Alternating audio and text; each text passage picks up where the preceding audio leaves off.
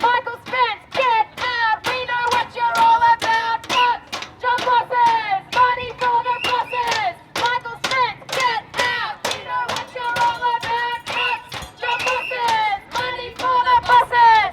Michael Spence, get out! We know what you're all about! Cuts, job losses, money for the bosses! Welcome to Sydney University, the neoliberal university, where you'll be greeted by cops at the front of the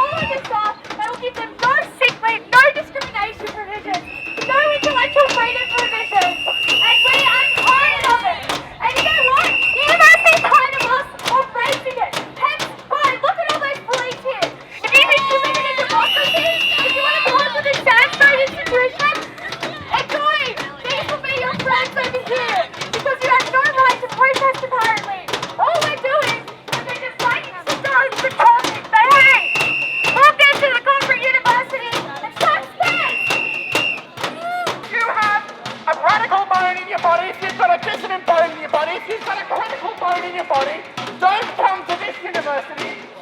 As you can see today, they're coming up behind us and they've messed them out so far. They're coming in. Anytime we have a protest, anytime we demand our voices to be heard, anytime we defend workers' rights, anytime we do anything at all, which isn't strictly part of the course curriculum, also, by the way, then Michael Spence calls in the cops, as many as he sees fit, dozens and dozens, to intimidate us, antagonize us, abuse us. Michael Spence and his management team are disgraced, comfortably living on $1 million salary a year with a $144,000 bonus, thank you very much, and a $127 million surplus. Michael Spence cries poor that he doesn't have enough money to pay the staff here a decent wage that covers the rising increase in cost of inflation. Shame on Michael Spence. Michael Spence wants to cut the union, the NTEU and the CPSU out of any bargaining. He wants to crush the union. He wants to kick the union building out of here.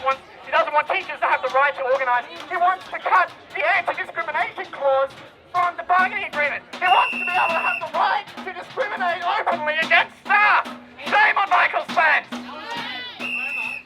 When students join staff on the picket lines to support their right to strike and support their demands for better wages and conditions, Michael Spence calls the pitch to the uni to bash, arrest, harass, abuse, antagonise the students, which I was arrested last week, homophobically and transphobically abused by the police. Michael Spence thinks it's okay to call people on to antagonise and vilify students because they've already paid their bet to him. He's already got part of their thing in his $1 million salary a year. Very comfortable indeed. But apparently the other people, 40% of staff who are casualised, who are working on a very insecure basis, well, apparently their demands to not have a pay cut according to inflation is too much. So having $1 million salary and $127 million surplus, well, he wants to cry poor that he hasn't got the funds to do it. Shame on Michael Spence for turning this place into a business. Shame on Michael Spence for calling the cops at any sign of resistance. Shame on Michael Spence for trying to cut 300 jobs last year. Shame on Michael Spence for trying to crush the union. Shame on Michael Spence for using security and police to attack student rights, to attack the freedom of the press. Shame on Michael Spence for censoring Honey Soir and his publication depicting 18 vaginas celebrating the diversity of feminine bodies. Shame on Michael Spence for running this place like a business. Shame on Michael Spence for being Michael Spence.